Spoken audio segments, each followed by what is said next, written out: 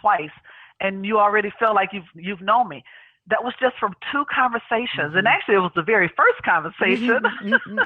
Yes, you're absolutely correct. When I hung up from that, I smiled from ear to ear for hours because,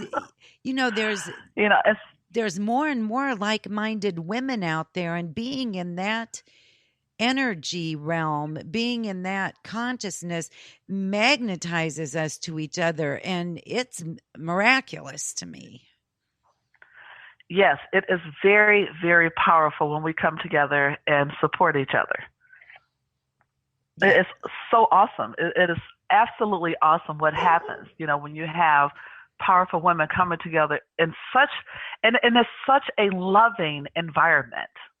I talk a lot also about love and what that looks like, where you find love, and you find love and not just, hugging and kissing and that kind of thing, but you find love in conversations. You find love when you're just walking down the street and you help somebody out. You find love in so many different ways. But when women come together, it is powerful. It is. It is. So it's splendid. I think it makes us realize that we're better with the help of others than we are on our own. Even if it's for something as simple as somebody listening to you about something that's going on in your private life. There's something different about when you share that with a woman than you share it with your significant other. Right. And yes, and I always say, especially if I'm working with couples, that girls need girl time and boys need boy time. That's absolutely true. We play better like that. Yes. Girls need time to play with girls, and boys need time to play with boys, even when they are older. It doesn't matter how old you are. You can be 60, 70 years old. You still need that boy time, and girls will need that girl time. Especially when you're in a relationship. Not right. I think a lot of times women have a tendency to, like you said, we get so wrapped up in what's going on day to day that we forget to take that time out.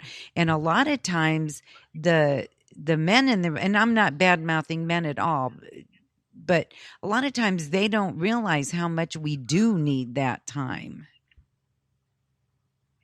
Right, but sometimes we don't realize that they also need that time. Right. So that would be a lot of times. Go on. Go ahead. No, you. A lot of times, I've worked with hundreds of couples, and one of the things that I've kind of played on is the man cave. And though we laugh at it, it's funny. It really speaks to something that we in our society need. Men need their time away. They don't need us nagging at them. And women need their time away too. So I teach the couple that you may have a man cave, but she needs a woman cave. Yeah, that's absolutely right. Away from the children. Yep.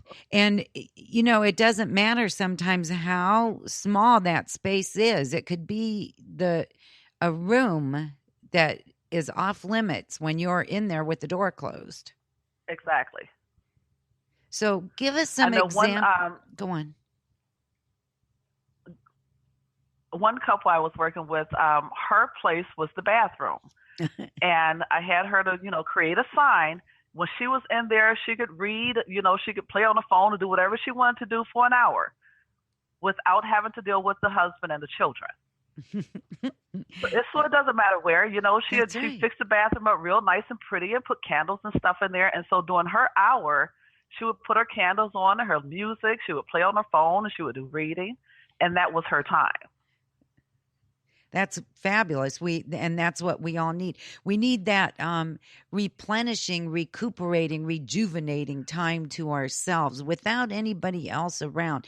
And that's not always easy, but it's so important. Right. Mental stimulation is exhausting. When you constantly have stuff going on 24/7 and your mind, your brain can't get a break, it's exhausting. And a lot of And times that leads to not sleeping well, and right. It makes people snap. It does. You You become a know. crispy critter.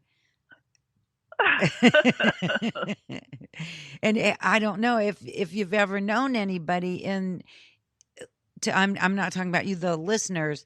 If you've ever known anybody in that situation, a young mother is a good example of not getting enough sleep. That's sleep Yes. deprivation that comes then is, boy, that's bad.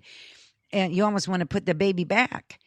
And and different times, like a new job, maybe there are several kids in school going to different groups. Those women need help, and that's what we need to do, is help each other out in those little ways also,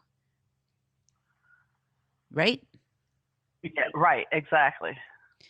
So give us some examples of, besides the bathroom, and I think that's brilliant.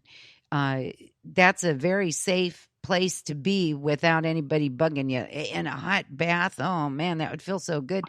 But give us some more examples on how we can better care for ourselves and replenish that.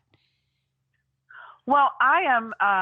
It's so funny. I work out almost every day, and I have this one shirt. All of my shirts have words, some kind of positive statement on it, and I have one that has heavily meditated. I love that. I love that.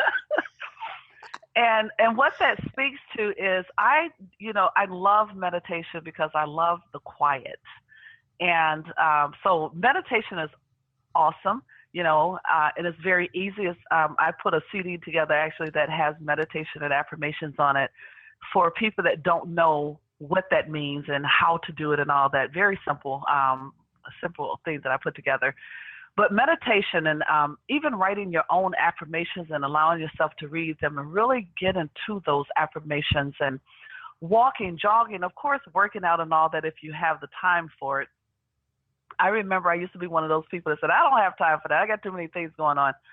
Well, I found time for it. And I find that we will find time and money for whatever we want to do. That I know to be a fact. Mm-hmm. The other thing is what I would have couples do, and even some of the single women that I've worked with, is every single month to put on your calendar, pull out your phones, your cell phones, and put at least 2 dates minimum that you have anywhere from an hour to 3 hours to yourself, or with some girlfriends that are not gossipy. You don't want to create something else with negative energy. You want to have something with that positive, good feeling energy.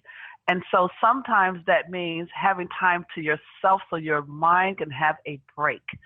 And there are other things, for whatever reason, I've run into so many women that want to go on trips.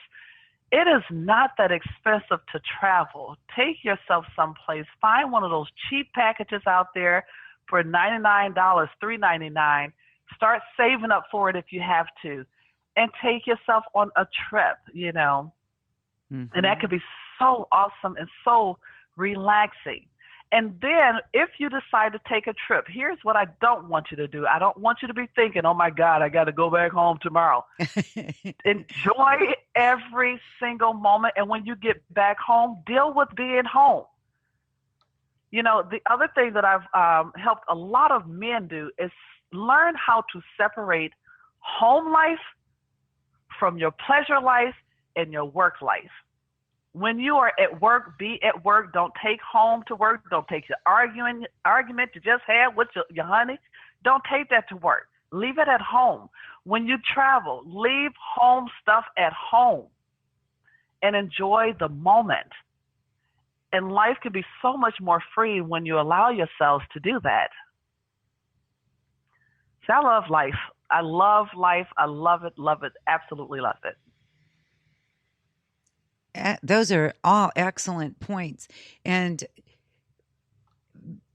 something that all of us need to take to heart. And I am guilty. I do take my work home. And I do. I don't bring my home life to work, but I do take my work home. Mm-hmm. So, but For someone, I I have time work for from myself. home. Yeah. See, so your work is, you're kind of like me. I do about half at home and half at my studio. Hmm. But you still When I separate work it, from don't you? home, exactly, and that's what I was going to say. When I work from home, when I turn this computer off, work no longer exists in my mind. Mm-hmm. You're very I'm not good. thinking of.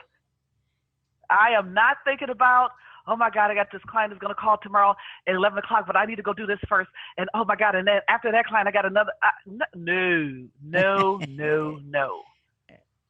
That way, I'm able to smoothly, move from one to the other. Uh-huh. So it's so when your computer's off, you are no longer at work. Oh no, no, no, no, no, no, no. That's very good advice. In therapy, one of the things that one technique I've used with a lot of my clients is something very simple, and that's compartmentalization. And what I do is I have them to draw a dresser drawer with about 5 to 6, drawers that they can pull out. And on each drawer, I have them to write the thing that bothers them the most.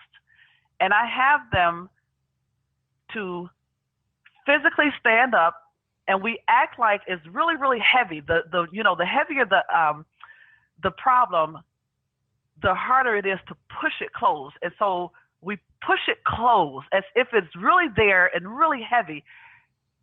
And then I tell them, now we've closed all the drawers. You can only open one at a time, just one. And you deal with one thing at a time. Now, I also walk them through, imagine that they have like the junkiest room in the world. Their clothes are just spread all out, all over the place, because that's how most people's minds are. Mm-hmm. We clean up that mess and we sort it out. And then later on, and this usually happens in 2 to 3 sessions. By the third session, they have learned how to tackle one big problem at a time, instead of everything all at the same time, which causes anxiety. Right. Brilliant. And it works very well. We have fun doing it. It's a lot of fun for them. And yes, there's tears with it as well, when we're talking about what those things are. But eventually they move past that and they are at peace. Which is the desired outcome for anybody. Peace. Right. Excellent. I can just picture you helping them close those drawers too. Oh, I've done some crazy things with people. When I remember when I first really made the decision to do coaching, I was with a lady who had been experienced a lot of horrible things in her life. And I remember I had a vision of her sitting in a prison cell, and it was very dark and wet and, very damp. And I looked at her and I said, "You are sitting in a prison cell." And she just broke down crying. And she said, "Oh my God, that's how I've been feeling for 7 years." Aww. And I walked over to her and I took her hand and I said, "It's time to walk out this prison. I will lead you out of this prison." And I cannot begin to tell you the amazing, miraculous breakthroughs that woman had within that month period, where she had literally had a mind of peace within 30 days of working with me. Wow. And the problem she had been going on for 7 years. I was the 7th therapist she had seen. Wow. Wow, that's impressive. So sometimes do you feel like you are just given the right thing to say to the right person at the right time? Yes. Yes. And why do you think because that is? Go ahead. Why do you think that is?